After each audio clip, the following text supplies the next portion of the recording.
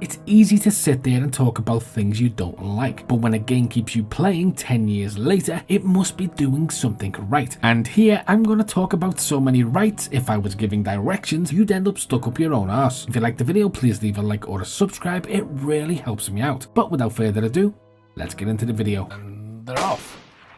Welcome to the 74th annual zombie race. Starting off, we have the bullet system. This is like no other. Sure, lots of games have bullet drop and some of them have incredible physics accompanying it, but this game takes it much further. It has more things going on in the background than the BBC in the 80s. Each shot is unique and can be affected by multiple variables: where it hits you, the angle it hits you, how it hits you, leaving you with more bullet holes than Jimmy the Snitch. And this isn't even talking about the vastly different guns, each with their own personalities and traits, or the various ammunition you can get, which each have their own particular brand of fuck you. And now with the crossbows being added, the bolt system is a brand new system with its own unique features. Then we have the vast medical system. So some people do complain about the medical system and claim it's too hard, but the thing about DayZ is it never punishes you unfairly. Every question has an answer, every negative a positive, and every illness a treatment, except Kuru. But the balance here is you have to actively do it to yourself, and it doesn't technically kill you. Moving on, it's the focus on survival. DayZ's survival mechanics are intricate forces you have to continually fight against: temperature control, dangerous animals, the infected, illnesses, the weather, and a plethora of other mechanics. You can scavenge your loot or learn the survival skills you need and become completely self-sufficient, which includes growing your own food or picking it up from the floor. It can turn you into a real crocodile Dundee's nuts. Next is the fact it hits realism where it needs it and gamism where it doesn't. With games nowadays trying to be ultra realistic, sometimes it can be a bit dull, but DayZ pays homage to realism while prioritizing fun, from stamina to your character's responses to the environment, shaking when they're cold, sweating when they're hot, coughing when ill, throwing up when full, but never in a silly way. It makes your character feel alive, it adds to the immersion. It's crazy how much detail the devs focus on and just how much effort goes into maintaining this kind of feel. DayZ is a blank page and it gives you a pen to write your own story, which leads us on to the next thing. Every life is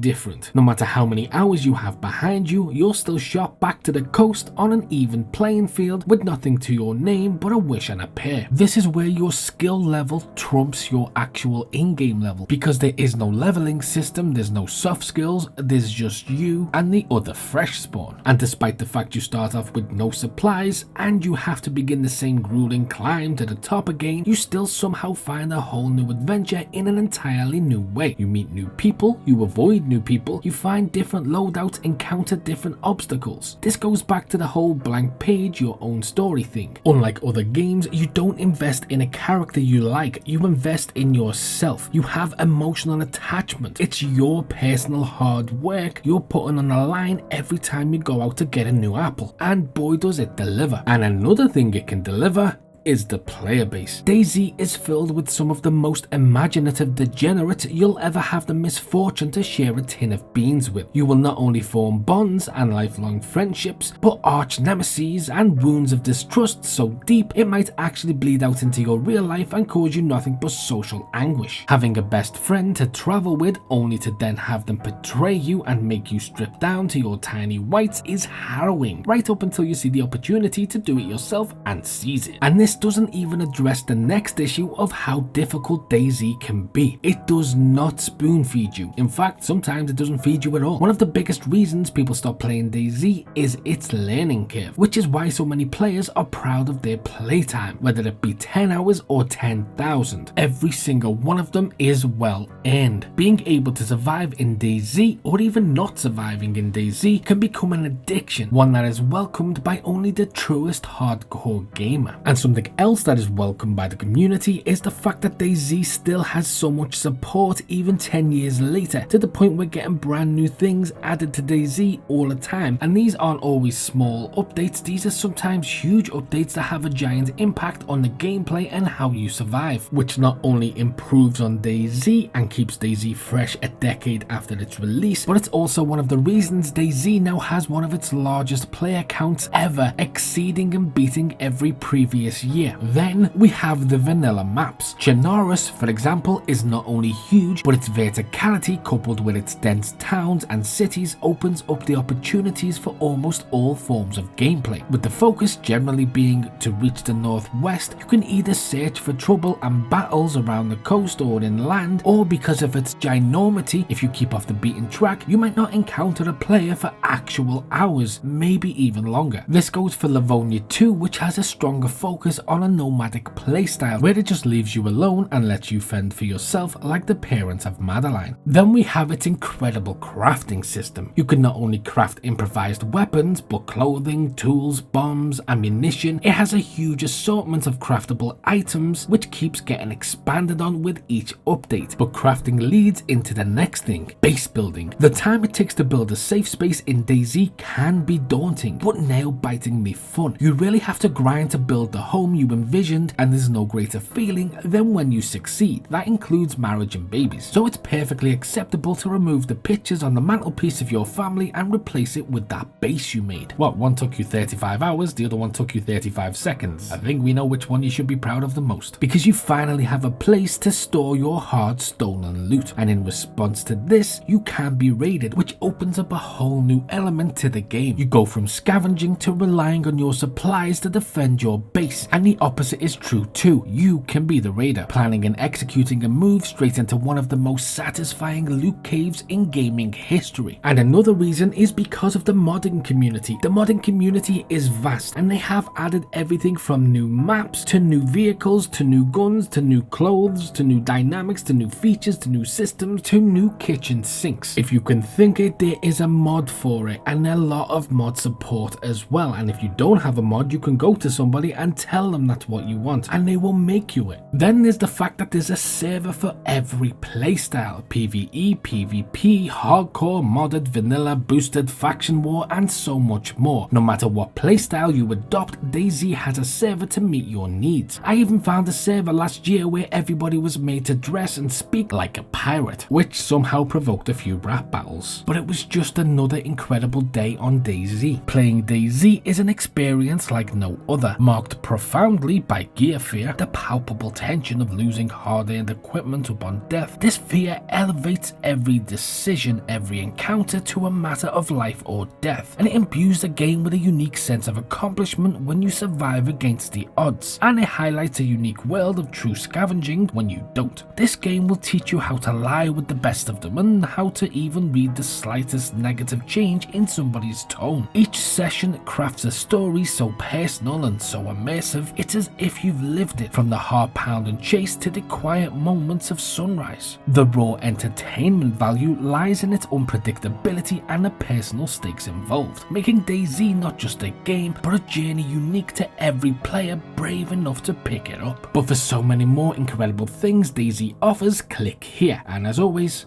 until next time.